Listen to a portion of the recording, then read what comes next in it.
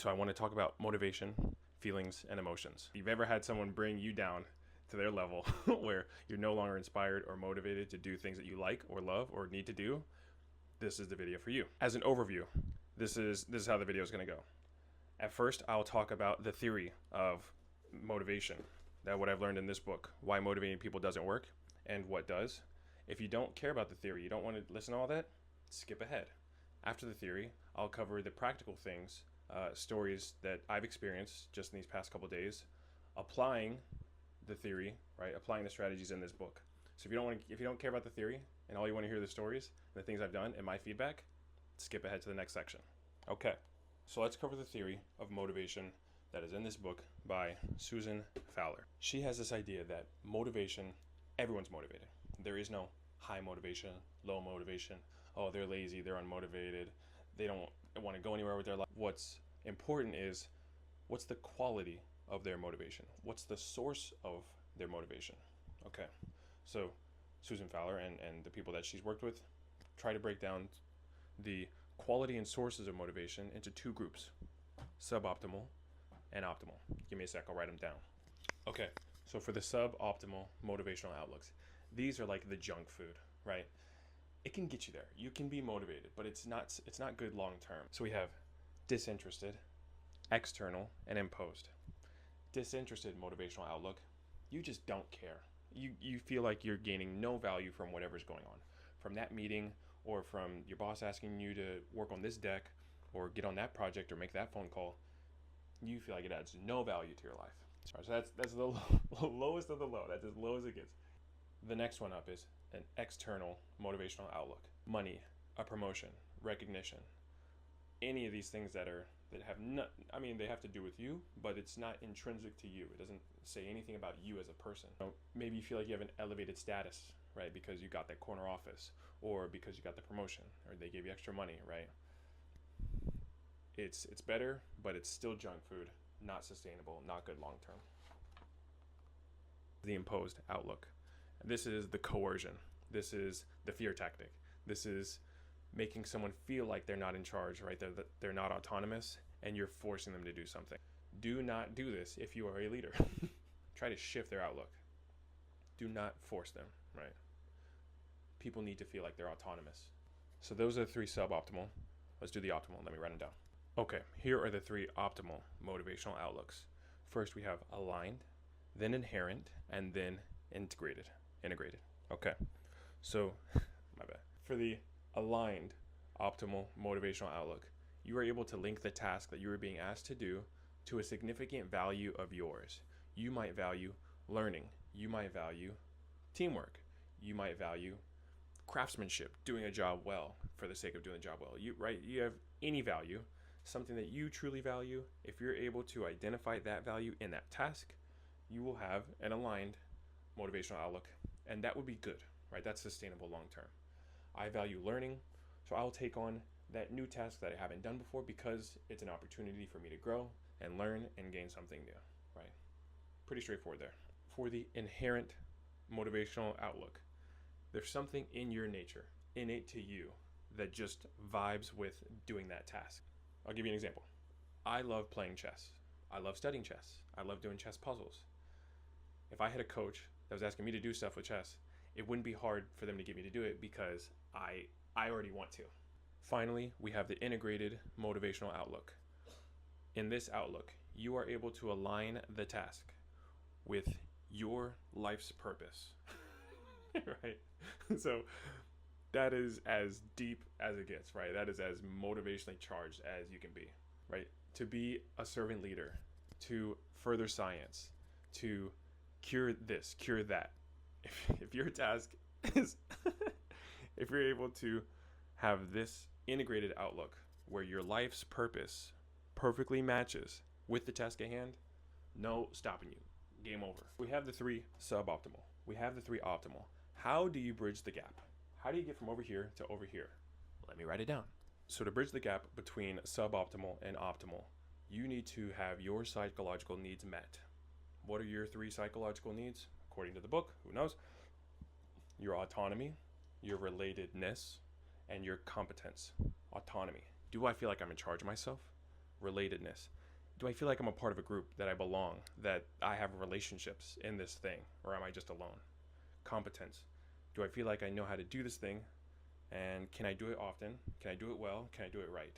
If you can meet those 3 psychological needs, then you will be able to shift over to this optimal motivational outlook group. So the book says.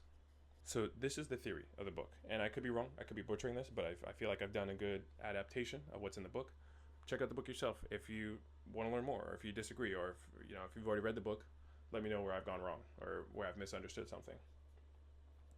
But at the end of the day, you want to be over here. So let me tell you about my past couple days with a special coworker of mine, where I was in this group, and then with some strategies, right, I was able to switch over to this group. Here are the stories. Before we get started, let's open up a diet soda and a healthy snack. All right, I'm ready. So, at my job, I have this one coworker that can be particularly abrasive. They are always in a rush. They need to go. The deadline was yesterday. No ifs, ands, or buts. No arguments. All they do is try to steamroll you. They say, I need this, I need that, I need this one, I need that one. Get it done, or well, my way is the highway. That attitude is not the most conducive in a team environment where multiple people rely on one another to share information and get things done. Myself and other coworkers get to engage with this person on a day-to-day basis. There is no avoiding them. So the only sustainable trick is to learn how to adapt. When I first joined the company, I quickly noticed how abrasive this person can be, and my immediate reaction was negative. I was like, oh man, they're power hungry, they have a chip on their shoulder, they're not a team player, so on and so forth, right? I just judged them immediately. Judge, which is not a good thing to do. And so this person and I didn't start on the right foot. Things got better. I tried to go over the top with my job and give them more information than they needed and be so prompt that I was there before them, and I just tried to be one step ahead of them. That's great. That's one strategy. I don't think that's so sustainable though. What I have found to work these past 2 days, when they have worked miraculously. So let me tell you about yesterday. Yesterday, I'm on site. I'm working diligently, and I get a call from this person, and there's a meeting going on at our office. I'm not there. I'm on the job site. They call me, no introduction, no prep, no message beforehand saying, hey, we're having a meeting. It was just call, meeting starts. Kieran, I need this, I need that. We're late on this, we're late on that. What are you doing? Where are you? All that stuff. Just steamroll, right? And so I feel my blood start to boil, right? I'm ready. I'm getting hot. I'm like, oh man, I'm ready to just hang up the call, or I'm ready to blurt something out. I took a deep breath. That was the first thing. Deep breath. Then I remember back to the book. Bang, bang, book. Okay. What do I have to do? I have to regulate. I got to regulate my emotions. Bring it down. And I got to identify what's going on. Where am I at in that moment? Identify. Okay. I was feeling coerced, right? I was feeling strong-armed. I was feeling intimidated. I was feeling forced into doing something, right? I didn't feel like I was autonomous. I didn't feel like I had any say. It was do this, do that, or get effed. And so I was feeling coerced, and so I was ready to respond negatively. And then I thought back, okay, what am I supposed to do? I'm supposed to identify. I'm feeling coerced. Boom, not good. All right. Identify, then shift. Step 2. Identify, coerced, let's shift to aligned, to something good, to an optimal motivational outlook. I'll get into that in the theory, or maybe you already watched it in the theory, but that shift I needed to make was to my why, my values, and my purpose. We're all human beings. In that moment, my coworker wasn't treating me like a human being. They weren't recognizing that I have my own needs and thoughts and feelings and all that stuff. They were just like, you need to do this. You have no choice. You are a robot. Do this, beep, boop, bop, beep. I'm trying to understand them. I know they feel a certain way. They're acting that way because their needs aren't being met. That's why they're acting that way to me. They aren't getting their needs met, so they don't have the correct motivational outlook, the correct self-regulation. That's okay. They might not know. I do. I'm better than them. Right? I shift my mindset to my values and my purpose. What's my purpose? My purpose is to help people. Boom, that's it. servant leader, servant whatever, servant, help people. I love helping people. I don't like doing things for people.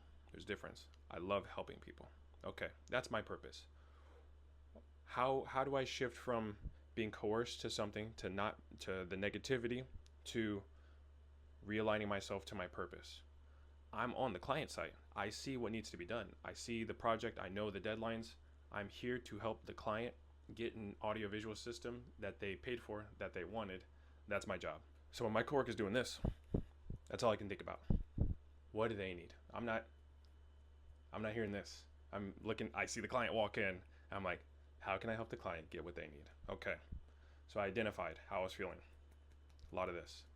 I shift to client, help them, values and purpose. And then the third thing is I reflect, right? So after we hang up that phone, after we hang up that meeting, I'm sitting, I'm thinking, I'm just going over the situation again. What happened? Phone call, steamroll, hang up. Okay, that's not good. That's not good for anybody. So that reflection piece, step 3, that's for you to respect yourself and keep tabs for yourself. No one should do that every single day, right? And so if you don't reflect, you might forget on how many times this happens or how often you have to deal with this. And so you want to respect yourself and potentially look at other opportunities out there to see if there's a different company you could work for, or if you could start your own company. Maybe you have to stay in that situation for now, for the short term. And so you want to use these strategies so you can still be a person. At the same time, you want to respect that person. You don't want to put yourself through that day in and day out. While you're there, make the best of the situation.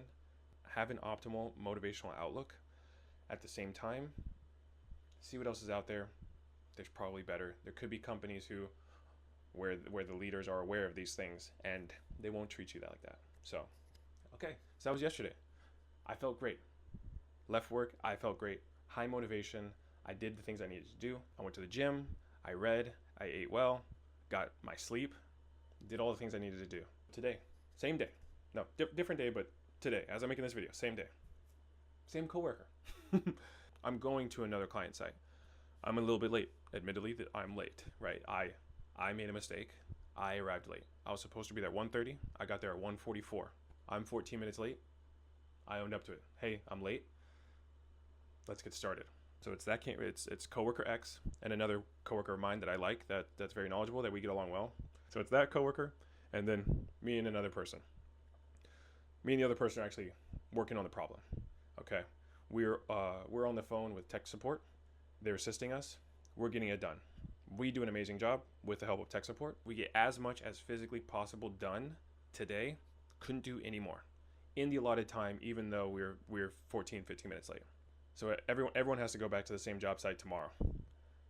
This coworker, the abrasive coworker, sends out an email to me and the other coworker's boss and doesn't forget to mention that we were 14 minutes late. Was that necessary? We completed all the work we needed to do, got as far as we could. We have to come back tomorrow anyway, and it'll be another half day of work. But did everything. We got 100% completion, even though we were late. That coworker said, hey guys, y'all were 14 minutes late. Be on time tomorrow, da-da-da-da-da. My immediate reaction, I wanted to go and be like, you mother... I was pissed. I didn't like it. You're 14 minutes late. You did everything that you needed to do. Don't let it happen again. Don't make a habit out of it. Right? Does that make sense? Who knows? You tell me. All I wanted to do was rage. But I did the same thing. Deep breath. Self-regulation. Self-regulate. You are in charge of your emotions. People can say what they want. They can do what they want. You are in charge of your emotions. Self-regulate. Identify. What's going on? I'm pissed. Shift. I want to help people. The client needs their boardroom up and running. They have 5 cameras and they have microphones, and the cameras switch automatically between one another based on the microphone data. Okay, very complex system. They need help. I want to help them. And then reflect. So this is day 2 in a row. It seems like that coworker's starting to make a habit out of it. That's okay. I'm equipped. I can deal with it because of this, right? So 2 days in a row, same coworker, negative energy, nagging, steamrolling, right? Trying to take away my motivation. Whether it's directly or indirectly or on purpose or not, it doesn't matter. The way the coworker is interacting with me is making me less motivated. The way this coworker is interacting with me is giving me suboptimal motivation. Again, if you want to learn about that, watch the theory portion. If you don't care, doesn't matter. This coworker's pissing me off, and it's making me not want to work. But using the strategies in the book, I overcome. I finish the work. It's great. We're going to go back tomorrow. I'm going to do my best. I'm here making this video, trying to teach you guys because I'm experiencing it. I know there are other people experiencing it too. You have a toxic coworker, a toxic family member, a toxic spouse. It's bound to be someone toxic in your life. And you might be toxic to yourself. And so the self-regulation on that, I don't know. That you need something. I don't know. We got to explore that, but it's a simple 3-step process. And some of y'all might be watching this and be like, okay, I'm just built different, bro. I don't need any of that, right? I go to work, it sucks. I hate all my coworkers. It's a terrible time. I come home, I just deal with it. At the end of the day, that's what I'm trying to do. I'm trying to brush it off. I'm trying to not internalize it, not let it affect me. My challenge to you is, what are you doing in your free time at home? And are you sure that the negative energy at work isn't affecting you? Are you getting enough sleep? Are you stressed? Are you exercising? Are your relationships with the people that you deal with after work, are they good? Are you impatient? That's my challenge to you. You might feel like it's not affecting you, but I think if you're not reflecting on it, I think it is going to affect you insidiously. It might be in ways that you don't even notice. So I challenge you to reflect on those situations. A fair criticism is, well, Kieran, it's only been 2 days and it's only been one person. Do you think you've really figured out this whole motivation thing and self-regulation thing? I don't know. I got to be a little skeptical, right? I can't just assume after 2 days that I can sustain this and go on forever and it apply to anyone. Who knows? That's not what I'm claiming. I'm not claiming anything. Well, I do have one claim. It's working so far, and I feel like it's extremely sustainable. All I'm doing is quick thought, boom, and I'm done, and I'm over it, and I'm ready to go. I'm here making this video. I'm gonna hit the gym. I'm eating cauliflower and lentils, bro. I think I've got the motivation thing figured out. It's like dog food. This green lentils. It's this whole feedback loop, right? It starts with the stressor. It starts with the bad situation. It starts with someone trying to affect your motivation. You have something at work. You have something at home. Someone causes you to have bad emotions and lower your motivation. So that stresses you out. The stress causes you to not sleep well. You don't sleep well, you have low willpower. You're impatient, you're irritable, and you can't fight off the bad habits, right? The eating junk food, the not exercising, the this and that, all that stuff. It's this whole feedback loop. So to stop that feedback loop, or to break that loop and start a positive loop, you have to address the first thing, what's causing you to have negative emotions. And you have to self-regulate, and you have to realign yourself to having positive emotions and optimal motivation. So that's my outro. It's been 2 days. I finished the book. I think the book's amazing. I have nothing to do with the book. I make nothing off that book. And so I just want to share the knowledge and experiences, right? That's all I want to do. I want to help people. That's my purpose. That's why I made this video. I have all the energy in the world to make this video because it's coming from the heart. It's just something that I am born to do, right? That's how I feel. I feel like I was born to do this. Whether or not I was, who cares? But this book, Why Motivating People Doesn't Work and What Does. Read it if you want. Don't if you want. But I stumbled upon this book by reading this book, which I've shown, Engage the World. And I found this book on one of those outdoor carts at Strand Books, at a bookstore here in New York. It's on the outdoor cart. It's like you pay $1 for it. So I found this book for $1, and in this book, it mentions this book. So kind of serendipitous how I found it, but it spoke to me. It's working. It's day 2. Tomorrow's day 3. I'll keep y'all posted. But I feel like it's as sustainable as it comes. Deep breath. Think. And I'm good. I'm back on track. Let me know what you think. Give me feedback. Give me hints. Give me tips. Tell me what works for you. What doesn't work for you. Let me know how do you keep your motivation? How do you protect your motivation? Let me know. Peace.